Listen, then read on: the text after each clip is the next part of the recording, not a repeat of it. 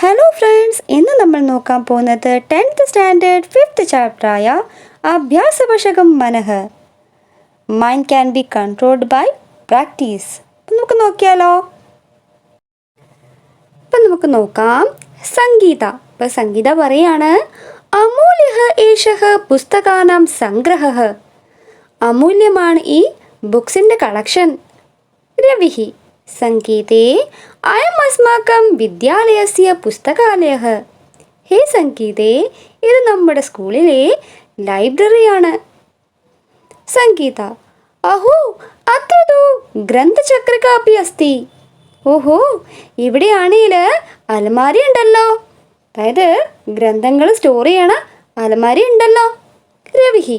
ആം, അസ്യാം ഗ്രന്ഥചക്രികായാം അനേകേ സംസ്കൃതഗ്രന്ഥാः സ്ഥാപിതാः.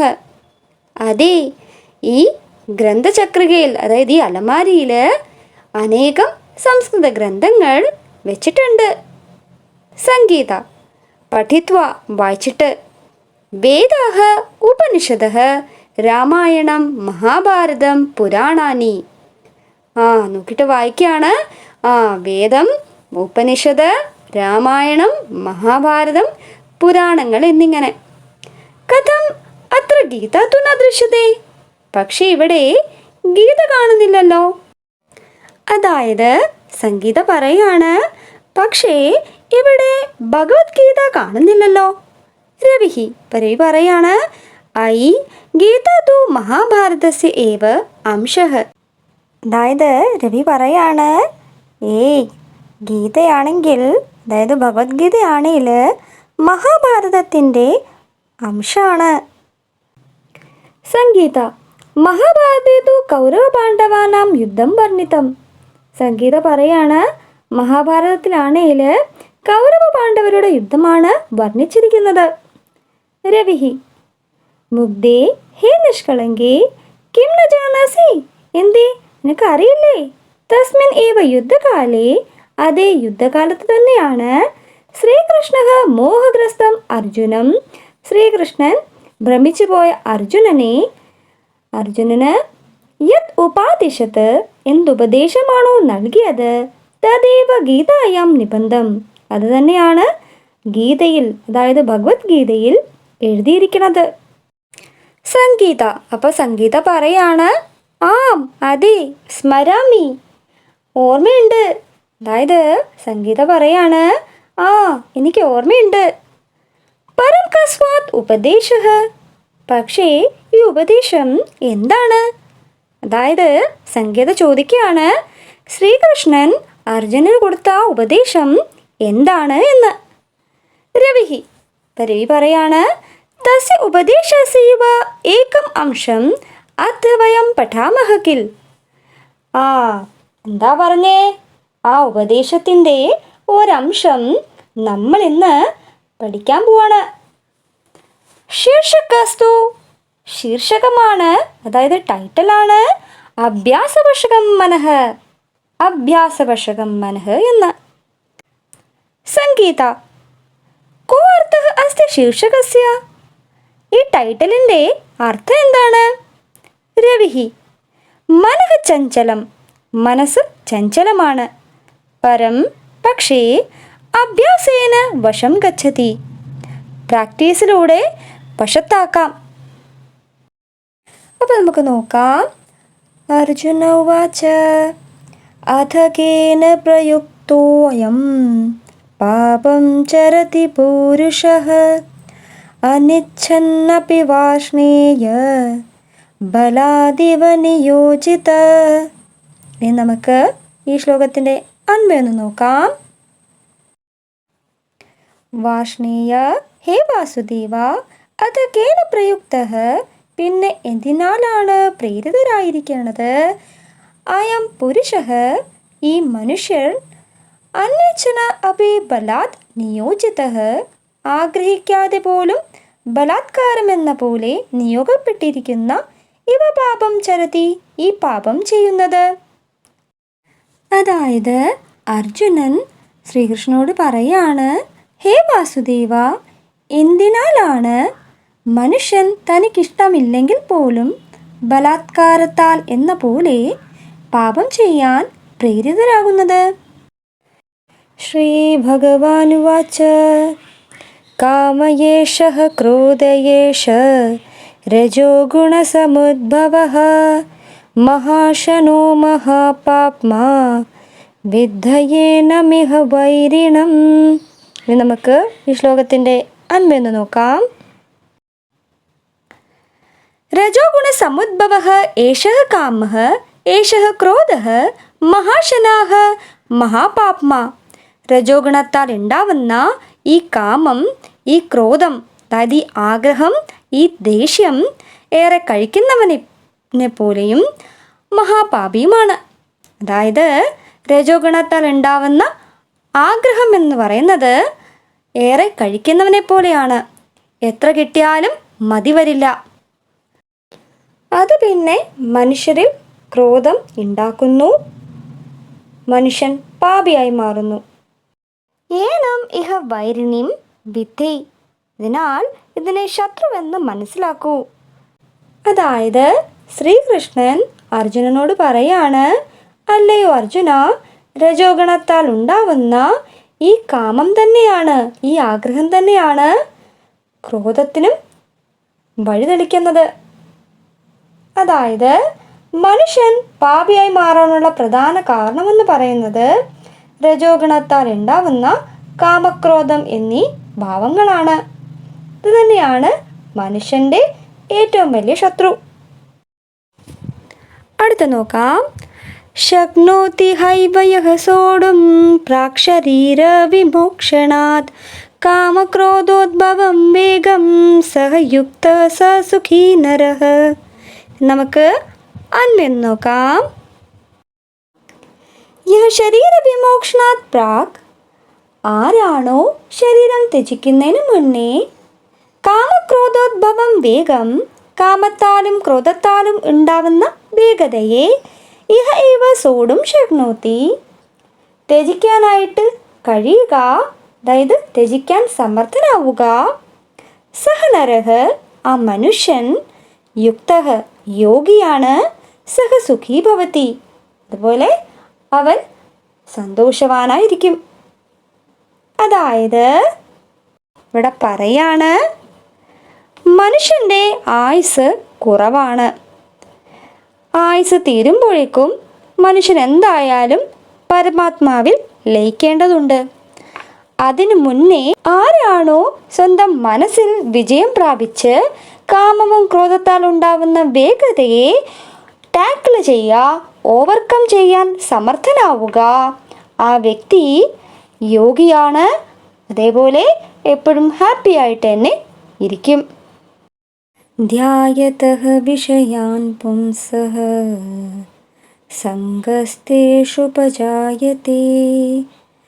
സംഗാത് സഞ്ജായതേ കാമഃ കാമാത് ക്രോധോ അഭിജായതേ. ഇനി നമുക്ക് ഇതിൻ്റെ അൻവെന്ന് നോക്കാം. വിഷയാൻ ധ്യായതഃ, വിഷയങ്ങളെക്കുറിച്ച് ഓർത്തിരിക്കുന്നതിൽ നിന്ന്, പുംസഃ, മനുഷ്യൻ്റെ, തേഷു സംഗഃ, അവൻ്റെ അറ്റാച്ച്മെൻറ്റ്, ഉപജായത്തെ, ഉണ്ടാവുന്നു.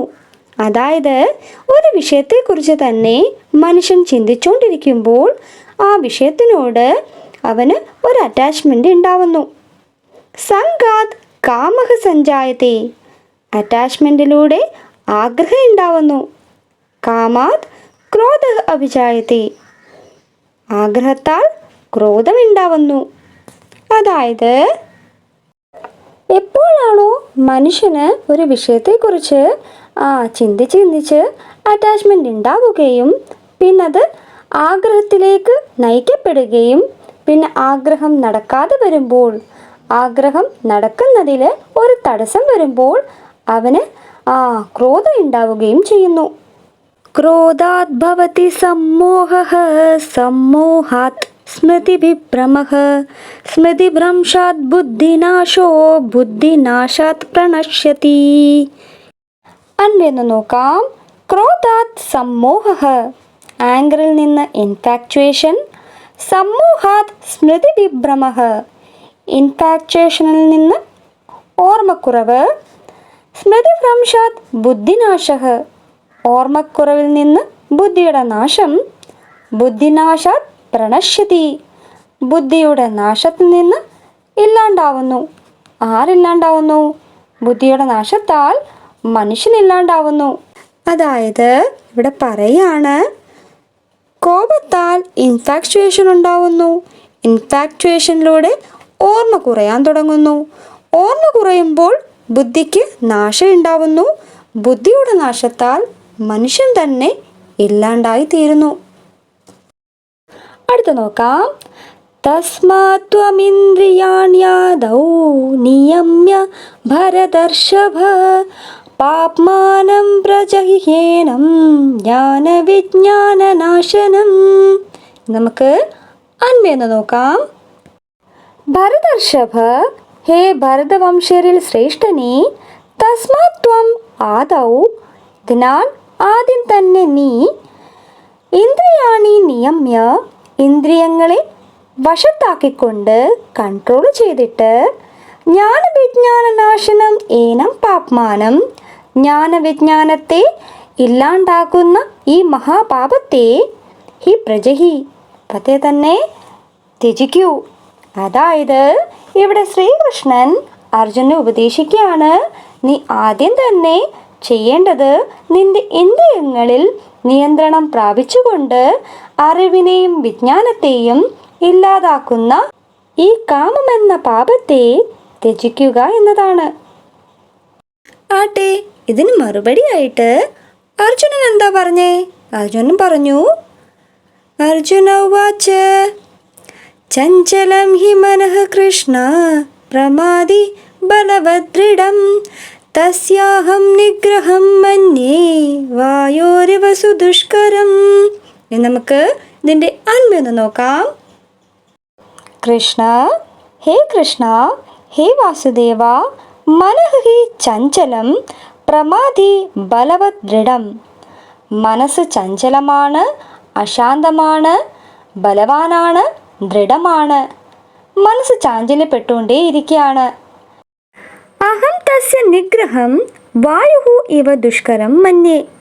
എനിക്ക് ഇതിൻ്റെ കൺട്രോള് വായുവിന് സമമായി ബുദ്ധിമുട്ടായിട്ട് തോന്നുന്നു. എങ്ങനെയാണോ വായുവിനെ കൺട്രോൾ ചെയ്യാൻ സാധിക്കാത്തത്, അതുപോലെ തന്നെയാണ് മനസ്സും. അതായത് അർജുനൻ ശ്രീകൃഷ്ണനോട് പറയാണ്, എനിക്ക് മനസ്സിനെ നിയന്ത്രിക്കാൻ സാധിക്കുന്നില്ല, നിയന്ത്രണത്തിൽ കൊണ്ടുവരാൻ സാധിക്കുന്നില്ല. എന്താ ചെയ്യുക കൃഷ്ണ എന്ന്. അപ്പോൾ ഭഗവാൻ പറയാണ്, അസംശയം മഹാബാഹോ മനോ ദുർനിഗ്രഹം ചലം അഭ്യാസേന തു കൗന്തേയ വൈരാഗേണ ച ഗൃഹ്യതേ. നമുക്ക് അന്വയൊന്ന് നോക്കാം. മഹാബാഹു, ഹേ ശക്തിശാലി, അസംശയം മനഃ ദുർനിഗ്രഹം ചലം. നിശ്ചയമായും മനസ്സ് ചഞ്ചലമാണ്, വശത്താക്കാൻ ബുദ്ധിമുട്ടാണ്. അതായത് നിശ്ചയമായും ചാഞ്ചല്യമുള്ള മനസ്സിനെ വശത്താക്കാൻ ബുദ്ധിമുട്ടാണ്. കൗന്തേ, ഹേ കുന്തിപുത്ര, ഏതത്തു, അതാണേൽ, അങ്ങനെയാണേലും, തു അഭ്യാസേന വൈരാഗ്യേന ച ഗൃഹ്യതേ, പ്രാക്ടീസിലൂടെയും വൈരാഗ്യത്തിലൂടെയും വശത്താക്കാൻ സാധിക്കും. അതായത് ശ്രീകൃഷ്ണൻ അർജുനനോട് പറയാണ്, ഹേ അർജുന, ഹേ കുന്തിപുത്ര, ചാഞ്ചല്യപ്പെടുന്ന മനസ്സിനെ വശത്താക്കാൻ നിരന്തരം ശ്രമത്തിലൂടെ മാത്രമേ സാധിക്കുകയുള്ളൂ. നിരന്തരം പരിശ്രമിച്ചാൽ അതിനെ വശത്താക്കാൻ സാധിക്കും. അതായത് മനസ്സിനെ കൺട്രോളിലാക്കാൻ സാധിക്കും. അപ്പോൾ എല്ലാവർക്കും ഈ ചാപ്റ്ററിൻ്റെ എക്സ്പ്ലനേഷൻ ക്ലിയർ ആയെന്ന് കരുതുന്നു. എല്ലാവർക്കും ഈ വീഡിയോ ഇഷ്ടമായ ഉറപ്പായും ലൈക്ക് ചെയ്യുക, കമൻറ്റ് ചെയ്യുക, ഷെയർ ചെയ്യുക. ഇതുവരെ സബ്സ്ക്രൈബ് ചെയ്യാത്തവരുണ്ടെങ്കിൽ സബ്സ്ക്രൈബ് ചെയ്യുക. സൈഡിലൊരു ബെല്ലൈക്കൺ ഉണ്ടാവും, അതും കൂടെ ഒന്ന് എനേബിൾ ചെയ്യുക, ഓൾ ഓപ്ഷൻ കൊടുക്കുക. എന്നാൽ മാത്രമേ ഞാൻ ഇനി വീഡിയോസ് ഇടുമ്പോൾ നിങ്ങൾക്ക് നോട്ടിഫിക്കേഷൻ കിട്ടുകയുള്ളൂ. Thank you. Keep supporting.